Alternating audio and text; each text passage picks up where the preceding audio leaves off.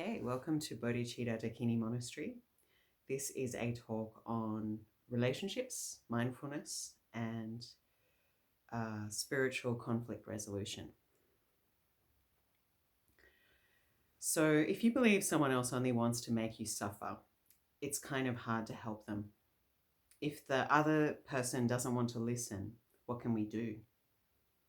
Basically, if someone doesn't want to listen, we have to just go back to ourselves and practice to transform, to live in the present moment. So compassion is born from understanding and understanding how the other person suffers. We tend to think that other people's suffering is not the same as ours, that no one really suffers as much as we do, because for us it's personal and we can't feel what others feel. But if you spend enough time with someone, you'll start to see that they really do feel things as poignantly as you do.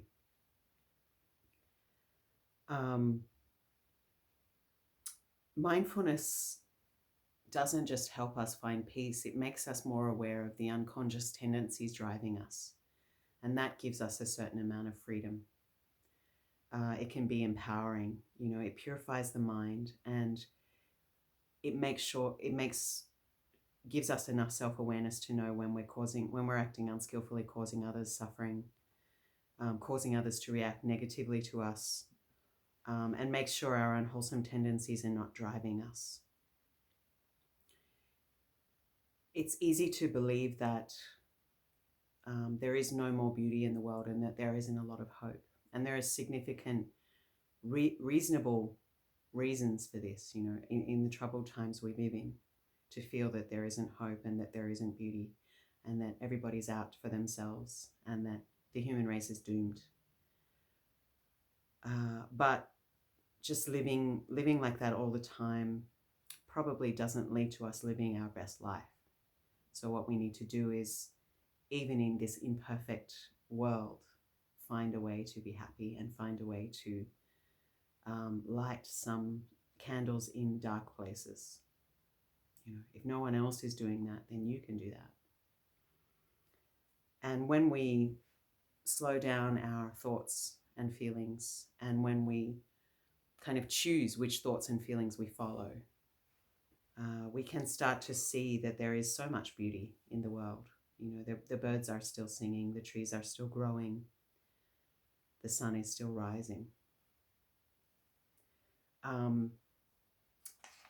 And mindfulness is an experiential thing. Peace is an experiential thing, and so is, building noble community.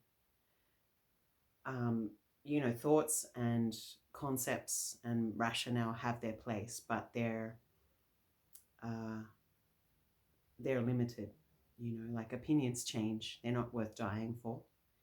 Ideas and opinions can make us dogmatic, can blind us to the truth. Ideas absolutely matter and should be examined and compared, but an opinion can close us off from having a deeper understanding of others in the world, because none of us are the same. All of us come from different angles. Like one person could be looking at a 6 and the other person will insist they're seeing a 9, right? That's why empathy matters. And living in the present moment, we come back to peace, we come back to goodness, and the beauty of life can be seen, the things to be grateful for, the things that are still good. And these wonders of life can heal you. So what is the use of surviving if you're miserable? Surviving is not enough. So we want you to survive, to thrive and not just survive. And in a forest, none of the trees are the same. They all have their own knots and their own unique way of growing, because none of them are in exactly the same position. They're all doing the best they can to reach the light. And in a forest, we don't, and different plants perform different functions, as do different animals. So expecting and being threatened by others, who are doing something different to you, is not wisdom. That's why living and let live, tolerating diversity, as long as they're not harming people, is important. And not you know, kind of, it's easy, especially in spiritual settings, people can become quite judgmental, you know, like those people aren't practicing well and they're not following the rules exactly. And a master called Ajahn Chah, who was one of the early Thai forest tradition monks, they would walk through the forest and they would encounter tigers and snakes, and they just traveled with an umbrella tent and a teapot and 3 robes and a bowl. But they lived in a society that supported monastics, you know, that would give them their daily meal. But they did go and meditate in the forest, in the jungle. But in the early training of a monk, they don't do that. They only do that after 5 years of training in community.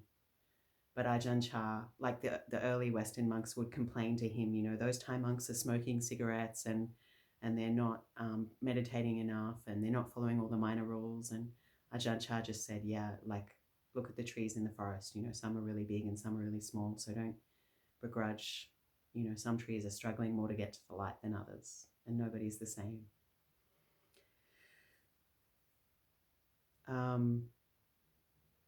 So telling someone that they hurt you, like, conflict will inevitably arise because people are different and people have different ways of seeing things and different needs. So it's kind of important in any kind of relationship, whether it's familial, romantic, or just a spiritual community, friendship, learning to express conflict or needs skillfully is really important, without blame and without it being received as an attack or aggressive, you know, because healthy relationships have conflict. And I mean, I'm not saying it all the time, but there's bound to be this arising. So learning how to have mindful communication is really important. And using, you know, like non-threatening language. I mean, I'm not talking about like, you know, someone who's oppressing you. You're just being really nice. Please don't oppress me. That's like a massive oversimplification. And sometimes people really do need to rebel, you know. But I'm talking about interpersonal relationships. So, you know, speaking in such a way that the other person is not triggered and can hear you is beneficial for you as well, because you get your needs met. So, and rather than turning away, like, especially if you're in a relationship where you're saying you love someone, just turning away, you know, when there is conflict is not mature, is not helpful. Sometimes people need space and you need to give them the space. And when they talk, you need to not interrupt them, you know, and just like, there will be, sometimes people will say things that are full of blame and that, you know, are they've misconstrued your intention, but it's important that you hear them out. And then when you speak, you have to both make a commitment that you'll listen with mindfulness in order to understand, and that when you speak, they also don't interrupt you, and that they also give you a chance to say your full piece. And sometimes if there is too much triggering, or there's too much pain, or too many bad things have happened, composing a letter is a better idea. And you can really examine and think about, you know, how will they take this in such a way, you know. So, you know, rather than turning away, if there's anything wrong here, let's sit together and share, you know, because society already has too much fracturing, and we need to learn to heal together. And returning to the wonders of the present moment is part of how we heal ourselves and restore our own energy and our own faith in goodness. So tell someone that they hurt you, but avoid irritation, you know, avoid being aggressive unless you need to set a healthy boundary. Yeah, and it's okay to say, you know, if we offer guidance to someone, you know, like, maybe I've misunderstood your intention, maybe I've misunderstood your actions. But if I've understood, please clarify and show you have the capacity to see the suffering of the other person. That's very important, because many people, but I'd say the majority of people, are not malicious. It's usually misunderstanding, or, conflicting needs. And when someone feels heard, it's a very healing thing. It's a very healing thing. Sometimes, there are people who they complain about something painful that has happened to them, like a broken record, and that unresolved trauma pops up every time something happens to them, and it can be really tiring to hear the same thing again and again, like, when are you going to fix this? Sometimes there is no answer. There is no easy solution. And often women will say something is wrong, and a man will be like, well, I can't fix it, so why do you keep bringing it up? But women don't necessarily want a solution. They just want to be heard. And that emotional sharing comforts them, and makes them feel they're not alone. So they're not always, it's sometimes best to say, well, do you want me to just listen to what you're saying, or do you want advice? Which one would you prefer? And just clarify. That's a difference I found in some men and women. So keep the language calm, kind, and insightful. It's crucial to restore communication. And when there is this openness to really hearing and holding space for each other's deep pain, that's the sign of a healthy relationship. That's the sign of a deep spiritual practice, actually. It is a deep spiritual practice to restore when there has been a break in a relationship. I remember hearing the story of a father and son who had not spoken to each other for a long time. And the son had become a monk, and his father was very against it. But there were a whole bunch of things from his childhood, and the father would just continuously condemn the son. And the son felt judged and misunderstood and not loved. And the son had been practicing as a monk for a long time, and he just realized he really missed his father, and he really realized there were things worth salvaging in the relationship. And one day he just called his father, and he said, he asked him how he was, and he just said, I really value our relationship, and I'm really sad that there's so much misunderstanding between us, and I just want you to know that I care about you, and I would like us to reform our bond. And that means more to me than all of the disagreements and misunderstandings between us. And his father, there was a big kind of intake of breath, and there were all these things that he just wanted to condemn, maybe they didn't agree politically or whatever. But then the father said, surprised his son and said, I want that too.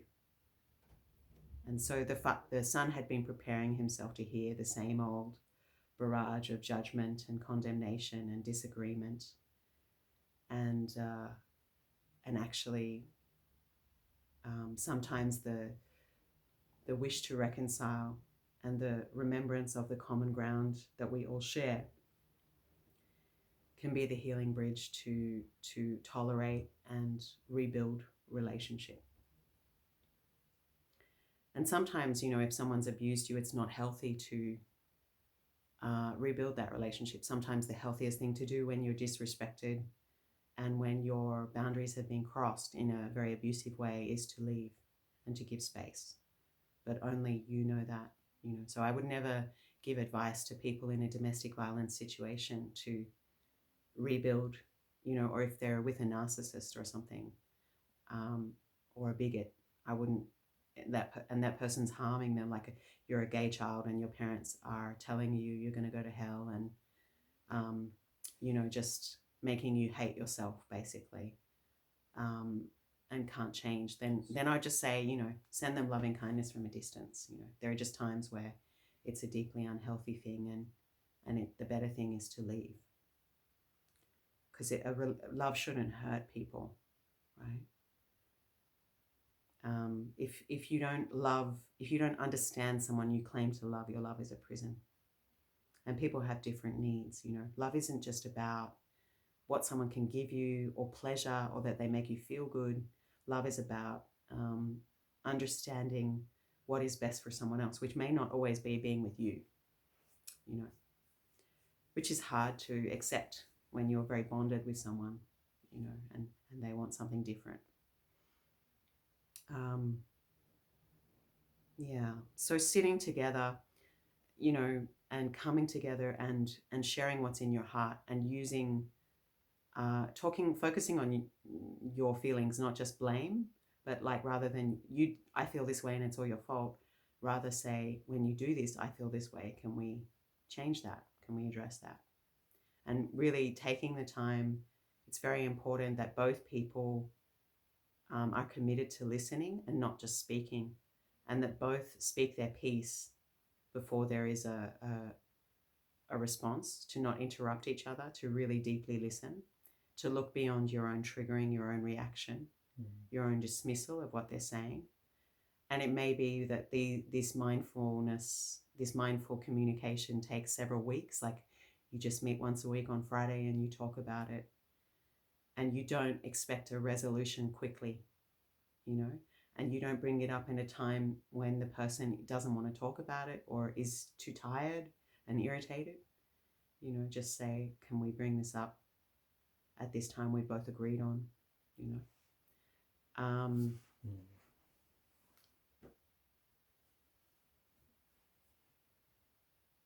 Yeah, so in the beginning, relationships, especially romantic ones, feel amazing. You know, you feel like you found your soulmate, you found someone who deeply loves you and understands you, and you've got all these chemicals floating around in your mind, brain and body.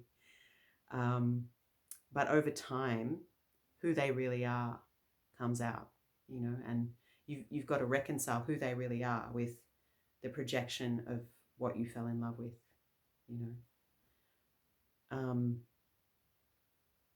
Yeah, like in the beginning, people are like so close and they're ready to die for each other, and they understand all the reasons why love songs have ever been written. But in the end, they're fighting over the dog and they can't stand to be in the same room, you know. So it's always made me wonder, like, how people can so passionately love each other, and then, you know, the next day they're, you know, slamming doors and kind of ripping up each other's possessions and, you know, just doing the very opposite of love.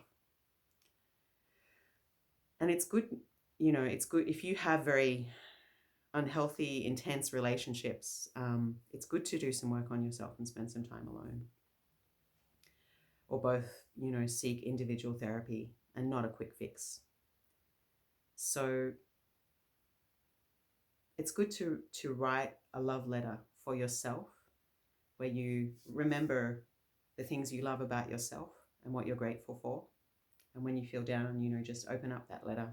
And it's also good to write a love letter for the person you're with, or even, you know, your children, whatever the situation requires. But you write what you love about that person, and you remember that love when you're feeling very angry with them and when things are not going well, you know. But it's really important for a healthy relationship to keep the lines of communication open. And this letter is the fruit of contemplation. It has to grow out of the fruit of our mindfulness practice. Like a baby isn't born, you know, immediately. A baby takes 9 months. So the insight of our practice takes time to come to fruition. Our Buddha nature, our deeper practice and our insights about ourselves develop over time through regular practice. And also, you know, being supported by the spiritual community in this practice is helpful, because it's so easy to just, you come to a Buddhist center and you feel some peace, and then you feel like you can deal with your life and not make the same mistakes you made before. But then you go back to the world and you're in your old ways of reacting. You know, the heedlessness of a lifetime is not overcome by just a week in a monastery. That's why you need to come back for touching peace and being around supportive practitioners. You know, that's why we have Sangha. Like an alcoholic needs Al-Anon, a samsara-holic needs a Sangha. Yeah. So going cold turkey on negative emotions, on unwholesome patterns is very hard. and, learning new ways of reacting more mindfully and not being reactive is very important, because it's always the people we claim to love that we hurt the most, because they get close to us, and they trigger the landmines of our trauma, But do you really want someone who comes close to your heart to be hit by your chaos, your unskillfulness, your irresponsibility, your inconsistency, your confusion, your lack of discipline, your the shrapnel of your trauma? Is it fair to them? We all want love, but are we really making ourselves ready for a mature relationship, for the love we feel we deserve? Yeah.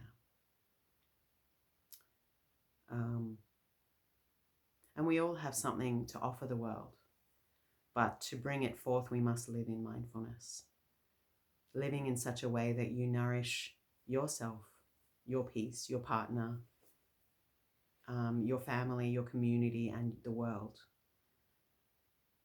with mindful speech, with, sitting practice, with precepts, with wisdom. The roots of anger are in society. We can't just blame young people for being angry. We have to look at the roots of violence that are in the TV they're watching, and our culture and the world and the economy, the way society is organized and how people consume resources. And that's why we water good seeds in ourselves and others, and try to weed out unwholesome habits and tendencies and thoughts that create suffering. Like breathing in, I'm aware I have this unwholesome tendency, and breathing out, I give it space and I water wholesome seeds instead. Breathing in, I'm aware my beloved is still here with me. And breathing out, I cherish their love and their presence in my life. So when we remember why we're with someone, we don't take them for granted. We keep the lines of communication open, and understanding can reappear. It's easy to feel helpless with the polarization that has happened on social media, and the echo chambers that we think everybody believes what we believe, but it's really important that we listen to people who are not like us, and that we hang out with people who aren't just sycophants and go, yes, yes, yes, and telling us what we want to hear, but to understand, that people's diverse needs, not everybody is the same,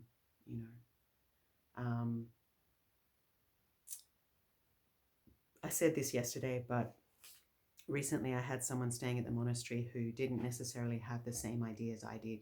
And if I'd met them on social media, I probably would have had a big debate, a big and fruitless debate. These debates very seldom lead to anything productive. We just condemn each other, blame each other, judge each other, write each other off as human beings. And the problem with social media is someone is one-dimensional. You can only see what they're presenting to you. You can't see them as someone with multiple views, someone who's capable of, who might agree with you on certain issues, who's human, who has feelings, who has a long history of why they are the way they are. And, so it's, what I realized was, being so rigid about writing someone off, and not giving them a chance to show their full humanity can be a huge mistake. Because I saw, basically they have a good heart. They just have a very different history, and they're coming at life in a very different way to me. It was a very interesting insight to have. I mean, I'm not against speaking out against bigotry and, challenging someone's harmful views, but I'm also, really seeing the need for us to come together and agree on the things that we can agree on, and work for good things in the world, rather than just hating each other all the time and being polarized and creating more division. Yeah, so that's my talk on re-establishing lines of communication. And it's a very big practice where we sign a peace treaty with our loved one, whether it's, family, friend, or romantic relationship. And this peace treaty is from the teachings of Thich Nhat Hanh. And it says, in order that we may live long and happily together, this is from the book Anger Cooling the Flames by Thich Nhat Hanh. I think it's got a different name now, but you get the idea. It's published by Ryder, I think. My eyes can't see. In order that we may live long and happily, in order that we may continually develop and deepen our love and understanding, we, the undersigned, vow to observe and practice the following. I, the one who is angry sometimes, when I'm angry, to agree to refrain from saying or doing anything that might cause further damage to escalate the anger. 2, not suppress my anger. 3, practice mindful breathing and go back to myself to take care of my anger, because sometimes we realize our anger is unjustified and we're projecting our own stuff, Calmly, number 4, calmly within 24 hours, tell the one who has made me angry about my anger and suffering, either verbally or by delivering a peace note. So our peace note shouldn't be passive aggressive. And, sometimes our anger is our problem too. Sometimes they actually didn't do anything wrong. So we need to examine, is it my own unreasonable expectations? Most of us, I think, there are so many failed marriages these days. We expect one person to be everything for us. We expect them to be a perfect lover, a great best friend, a fantastic economic advisor. They should be able to renovate. They should be able to raise children, everything all in one, and it's just way too much pressure on one relationship. Number 5, ask for an appointment later in the week, like Friday evening, either verbally or by note, to discuss this matter more thoroughly. Number 6, not say, I am not angry. It's okay. I am not suffering. There is nothing to be angry about. I'm not angry. Women do that a lot.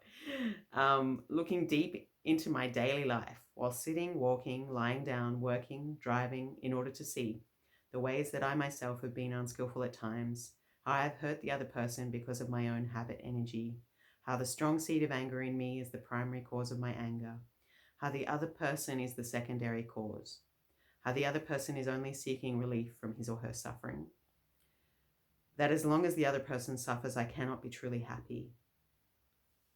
Number 8, apologize immediately without waiting for the Friday appointment as soon as I recognize my own unskillfulness and lack of mindfulness. Number 9, postpone the Friday meeting if I do not feel calm enough to meet the other person. I, the one who has made the other angry, agree to 1, respect the other person's feelings. 2, not ridicule him or her or allow enough time for them to calm down.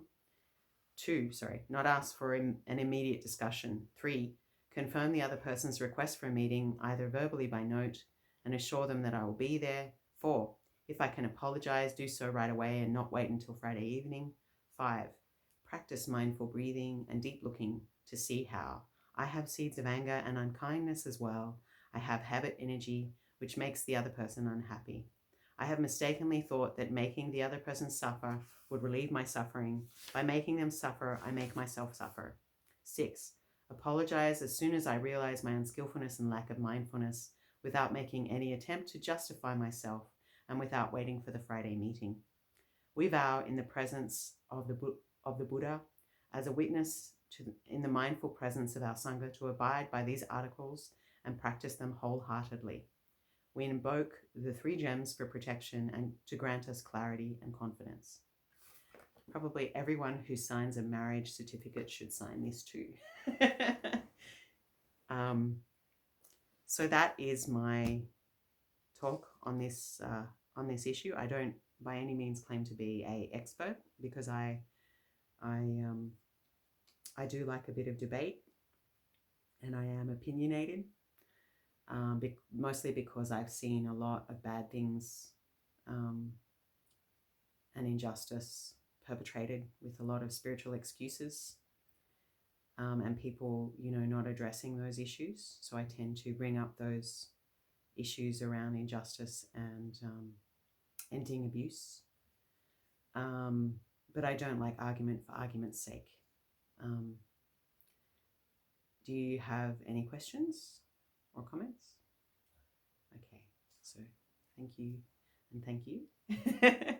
Take care.